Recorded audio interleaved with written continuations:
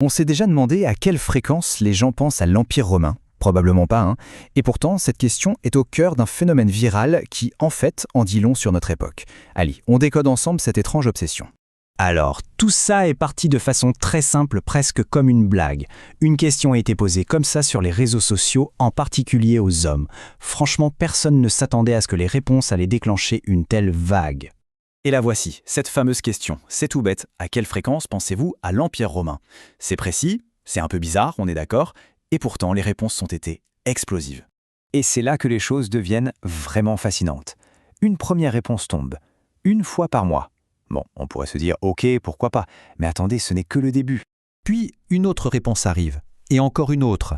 On voit que la fréquence augmente, et on se rend vite compte que ce n'est pas du tout un cas isolé. Loin de là. Et voilà la réponse qui a tout fait basculer, tous les jours. C'est à ce moment précis que la simple question se transforme en un véritable mystère culturel. Mais comment c'est possible? Forcément, face à des réponses pareilles, Internet s'est emballé. Ce qui n'était qu'une série de témoignages individuels est devenu en l'espace de quelques heures un phénomène planétaire. Pour se donner une idée de l'ampleur du truc, le hashtag Roman Empire a dépassé les 6 millions de vues en à peine 24 heures. C'est juste colossal. Ce qui est drôle, c'est que ce phénomène a révélé un décalage assez stupéfiant. D'un côté, la plupart des femmes, quand on leur a posé la question, s'attendaient à ce que leur partenaire réponde jamais ou rarement. Et de l'autre, la réalité rapportée par les hommes était, bien différente. Ce qui nous amène à la question centrale de cette analyse, pourquoi? Pourquoi spécifiquement l'Empire romain?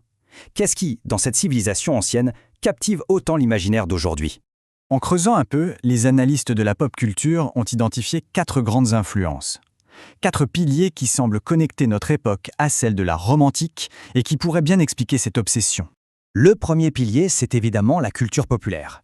Des films comme Gladiator, par exemple, ont vraiment marqué les esprits avec une image idéalisée de la force, de l'honneur. Et plus récemment, des podcasts ultra populaires comme celui de Joe Rogan remettent ces thèmes au goût du jour. Ensuite, il y a la philosophie. Le stoïcisme, avec ses grandes figures comme Marc Aurèle, connaît un regain de popularité assez incroyable. Aujourd'hui, on le présente comme une sorte d'outil pour faire face aux défis de la vie moderne. En fait, on assiste à une sorte de réactualisation des concepts romains. La philosophie de Marc Aurèle est simplifiée dans des podcasts, les anciens bains romains inspirent la mode des bains glacés, et même la discipline des légionnaires est revisitée à la sauce développement personnel.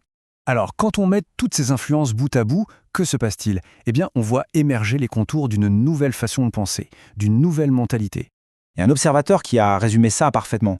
Cette fascination, c'est devenu une partie de la nouvelle psyché du jeune homme. On dépasse le simple intérêt pour l'histoire là. Ça touche à quelque chose de plus profond, une nouvelle manière de voir le monde. Et cette nouvelle mentalité, elle suit un chemin assez clair. D'abord, on cherche dans l'histoire de grandes leçons, des récits inspirants. Ensuite, on en tire des sortes de guides de comportement. Et enfin, on applique ces philosophies anciennes aux problèmes du quotidien. Au final, qu'est-ce qu'on doit retenir de tout ça? Eh bien, cette tendance, au-delà du côté amusant, c'est une fenêtre vraiment fascinante sur notre culture actuelle. Au fond, cette obsession pour l'Empire romain n'est peut-être pas si aléatoire que ça. Elle pourrait bien être le symptôme d'une recherche de repères, de sens, de force, dans un monde qui peut sembler chaotique, en se tournant vers un passé idéalisé de puissance et de structure. Et ça nous laisse avec une question bien plus large, finalement. Si on se tourne si souvent vers Rome, qu'est-ce que ça révèle sur les défis, les angoisses et peut-être les aspirations de notre propre époque? Une bonne question à méditer.